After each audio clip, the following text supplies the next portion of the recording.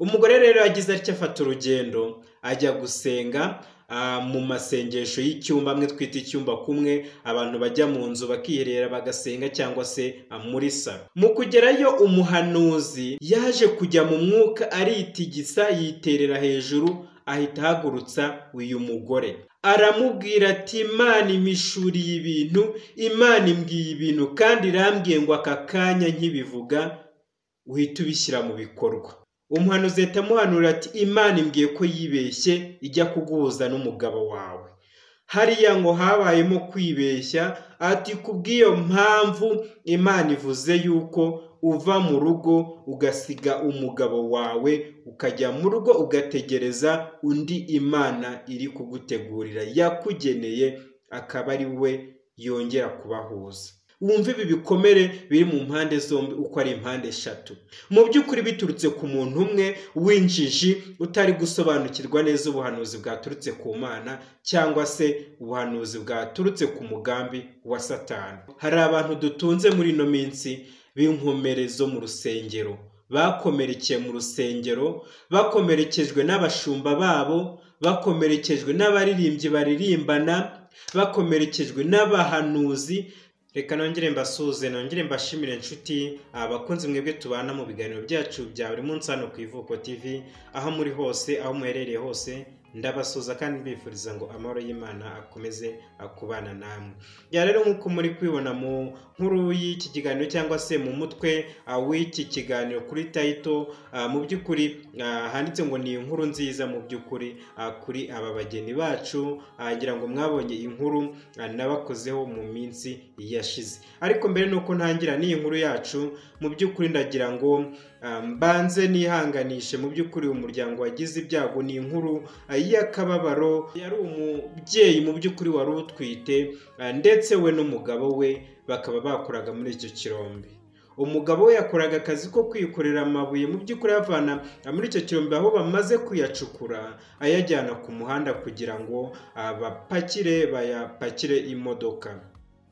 Naho umugore we yabaga muri icyo kirombe, ariko we akazi ke kari ako guhonda amabuye, kuko mujya mubona kumwe amabuye bayahonda kugira ngo baze kuyubakisha, wenda bari nko kumena beto cyangwa se ubundi buryo.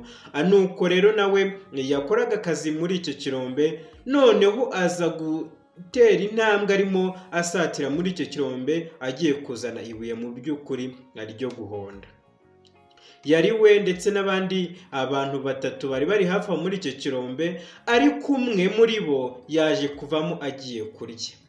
Mu kujya kurya hasigaramo babiri, harimo uyu mugore utwite witwa Uwamariya Clementine wari uri mu myaka 24, ndetse n'undi musore bari kumwe. Ariko uyu musore we yaje kugira amahirwe, ikirombe kimugwira, bisa nkaho ari hafi itaka rimujyaho ari rikeya, mu gihe uyu mugore wari utwite we itaka ryamugiyeho ari ryinshi, ndetse kumushaka bikaza gufata amasaha arenga 5 bataramubona.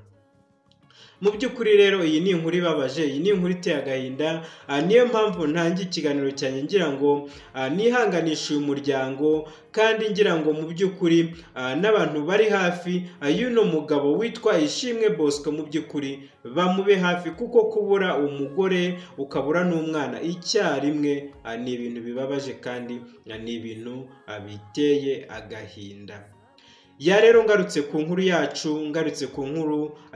y'aba bageni, mu by'ukuri amakuru naje kumenya nuko ubukwe bwabo cyangwa se ibirori byabo ari ibirori byavuzwe n'Imana, byatangajwe n'imbaraga z'Imana. Niyo mpamvu naje kugira ngo mu by'ukuri tuganire, tubashe kumenya ese wabwirwa n'iki ko ari Imana ivuze, ese wabwirwa n'iki nanone ko Satani avuze. Ubukwe bw'aba bageni bwahanuwe mu bakozi b'Imana, abahantu bagiye gusengera mu by'ukuri mu itorero. Ntago ari bimwe byo mu cyumba, kuko ibintu byo mu cyumba by'iki gihe mu by'ukuri bisigaye biteye inkeke. Ubukwe bwabo bwahanuriwe mu rusengero, mu mbaga y'abantu. Ntago ari kumwe umuntu runaka w'umutekamutwe aza ngo yihererane abantu ngo abahanurire ibinyoma, kubera izindi nyungu abatezeho. Kuko muri iki gihugu cy'u Rwanda turabizi yuko hari abantu baza bakaduhanurira ibintu bitabaho, bakatwizeza ibitangaza, ariko bakatubwira yuko kugira ngo ibyo bahanuye bitugereho cyangwa se bidusohorereho ari uko natwe tugira icyo duha Imana. Kandi niba uteguye icyo kintu mu by'ukuri kugiha Imana, kiranyura kuri wa wundi waguhanuriye. Rero akaba ariyo mpamvu haje ubutekamutwe, aho umuntu aza akaguhanurira kugira ngo agire inyungu agukuraho. Yabona agiye kuburara akaza akagutekera umutwe ngo Imana iravuze ngo ikugiriye neza, ikubakiye inzu igukuye mu ikode. Ngo ariko kugira ngo igukure mu ikode, nawe hari icyo ugomba gukora, hari igikorwa cyiza ugomba gukora. Ako kanya ugasanga agukuyemo amafaranga, ngo azajya kugutangira ituro, azagushyira iryo turo arishyira Imana kugira ngo isohoze cya kindi yakuvuzeho. Ariyo mpamvu ubuhanuzi bw'iki gihe abusaba gushishoza.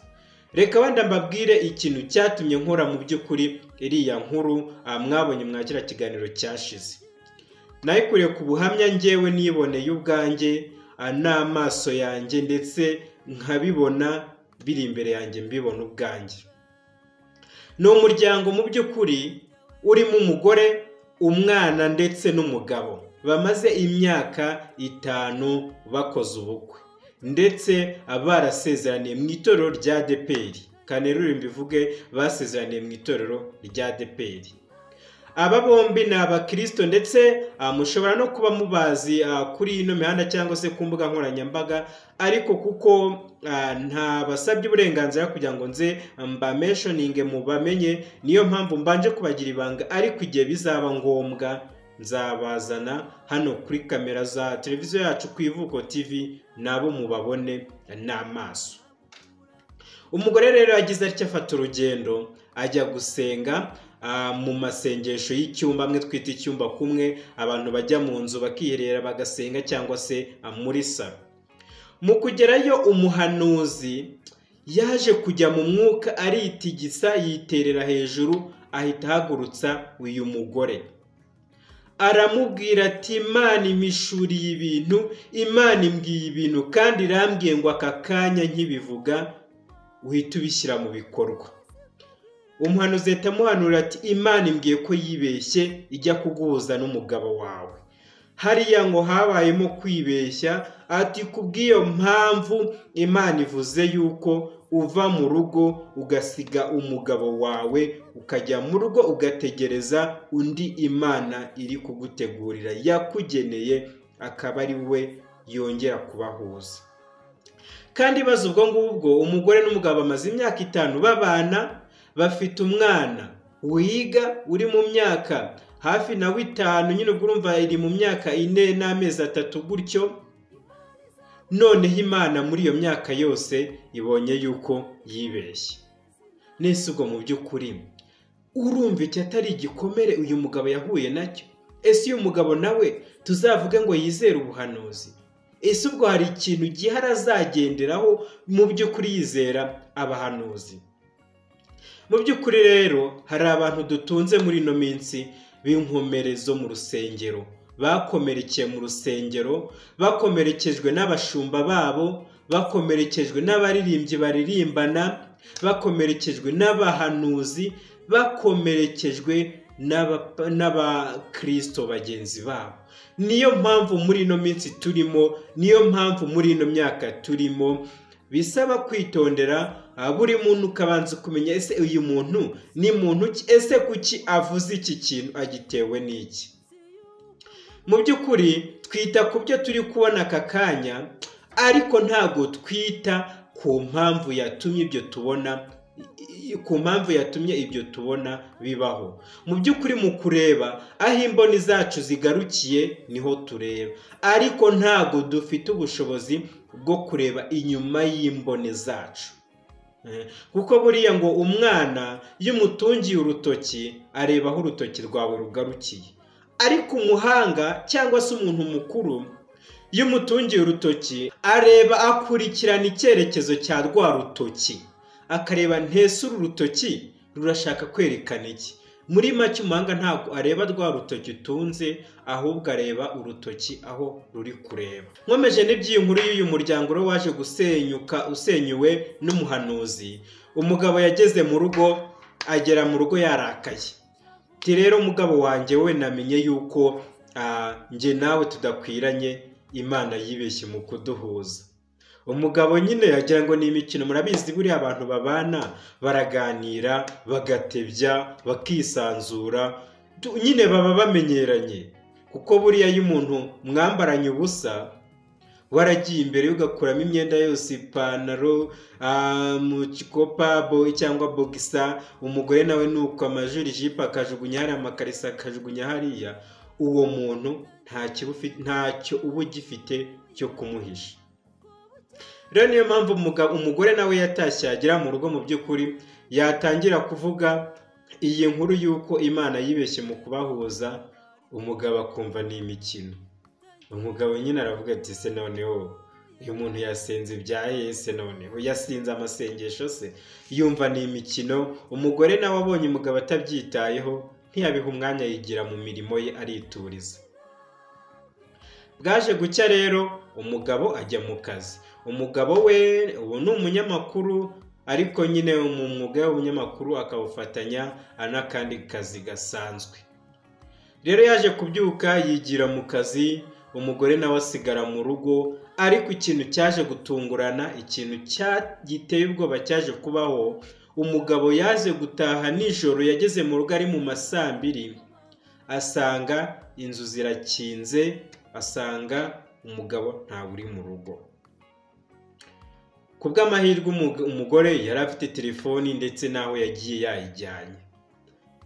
Ubwo umugabo arahamagaye, tese bimeze bite ko ngeze mu rugo nkaba ntakubona? Umugore nta kindi yamushubije, aramubwira ati rero urufunguzo narusize hano, njyewe natashye nagiye iwacu, nakubwiye iby'Imana yambwiye mbona urabisuzuguye, ariko njyewe nari nkomeje, niyo mpamvu nasubiye iwacu. Ubwo nawe ibane uzategereza uw'Imana yakugeneye, nanjye nagiye mu rugo nk'uko Imana yabinsabye, nagiye gutegereza uw'Imana yangeneye. Mu by'ukuri umva iki gikomere uyu mugabo yasigaranye. Umva iki gikomere uyu mwana wabo wari umunyeshuri yajyanye kuko yajyanye na nyina. Wumva igikomere uyu muryango wose wahuye nacyo, no kuba umugore avuga ati maze imyaka 5 yose nda ahantu ntagomba kuba. Wumva ibi bikomere biri mu mpande zombi uko ari impande 3, ndetse hakiyongeraho n'izindi mpande zikaba 5 kwa iwabo w'umugabo ndetse n'iwabo w'umugore.